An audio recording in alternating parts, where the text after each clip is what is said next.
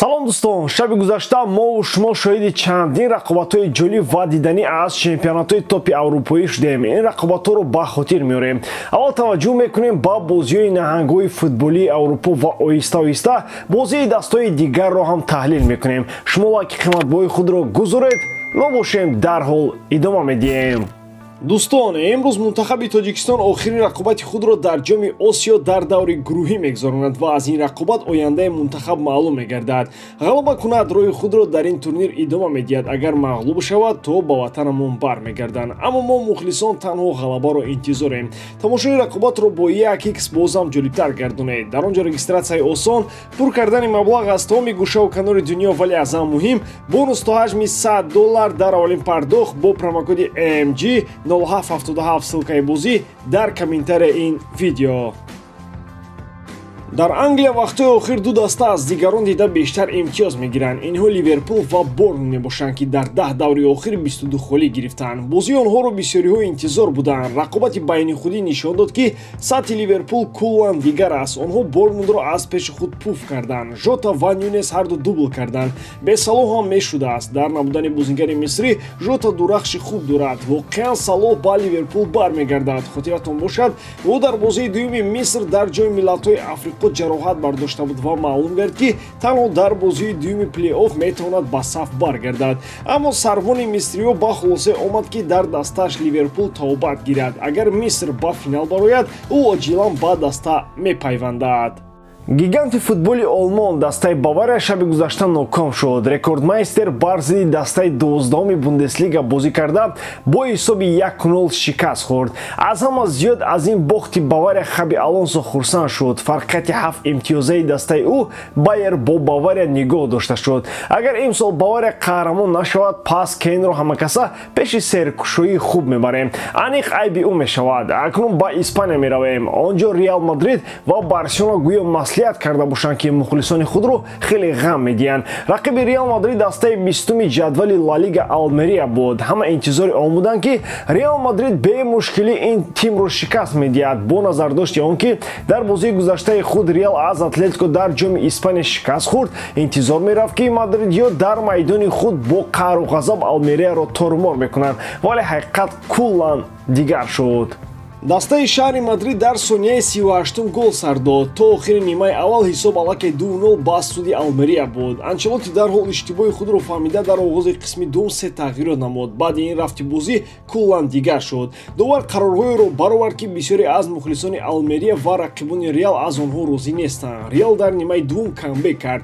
Аввал Беллингем аз пеналти ба ин камбек оғоз бахшид. Баъдан Винисиус голи зад, баҳсҳои зиёд ба миён овард. Яке мегӯяд Вини бо даст тӯбро ворди дароза карду, дигаре мегӯяд не, ӯ бо китф бозӣ кард. Аммо аз ҳама муҳим қарори довар буд, ки ӯ голро ҳисоб кард. Ғалабаро бошад Карвахал бо голаш дар дақиқаи 98-ум таъмин сохт. Камбеки Реал зур, аммо сол ин ки чӣ гуна Алмерия 2 гол зада тавонист. Ба ҳар ҳол ба Анчелоти 2 даст боло мекунем. Ӯ бо тағйиротҳои анҷом додааш бозиро саропо иваз кард. Лаҳзаҳои баҳсбарангези ин дидор хеле зиёд буданд. Доварро чанд рӯз аниқ ҷураи Реал мегӯянд. Аз ҷумла бозигарони Алмерия баъди бозӣ қайд намуд, ки моро имрӯз ғорат карданд. Карвахал бошад ба ин ҷавоб гардонда иброз дошт, ки агар бозигарони Алмерия лаҳзаҳои баҳсиро объективона назар кунанд, мебинанд, ки довар ягон хато накард. Анчелоти баъд аз бозӣ қайд кард, ки ман аз худам хеле нигарон будам. Мухлисон дуруст карданд, ки ҳуштаки норозиёна кашиданд. Дар нимаи аввал хеле заиф будем.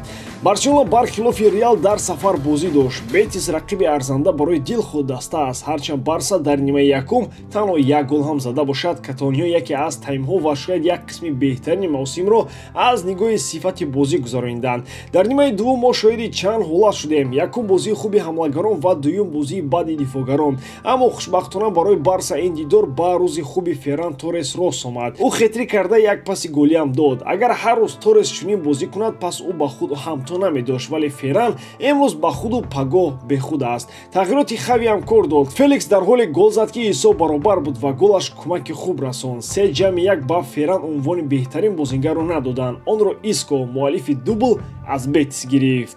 дар дили шаб рақобати Жирона ва Севилья оғоз шуд. Ин бозиро Севилья фаъолона оғоз карду, ҳатто гол ҳам зад. Ин қару ғазаби Жиронаро хезон. ҳамлагари украинӣ ин тим то дақиқаи 19 хитри карду, ҳисоби голҳояшро баробар бо Беллингем кард. ҳарду 14 голи доранд. Ягон Рамос Добвикро манъ накард. Севилья баъд аз як голи худ гӯё ба хоб рафта буд. Жирона андалусиёро азобу уқубат дода пирӯзии калонашро ба даст овард. Бо ин ғалаба каталониҳо боз ба садри ҷадвал рафтан, аммо фаромӯш кардан лозим нест ки Реал Мадрид як бозӣ камтар аз Жирона дорад. Дар Италия Ювентус таркиби даста Интерро идома медиҳад. Туриниҳо дар сафар бар муқобили Лече бозӣ доштанд. Аввал Лече тавонист рақобати арзанда пешниҳод кунад, вале пас он дар қисми дуввум сатҳи Ювентус маълум шуд.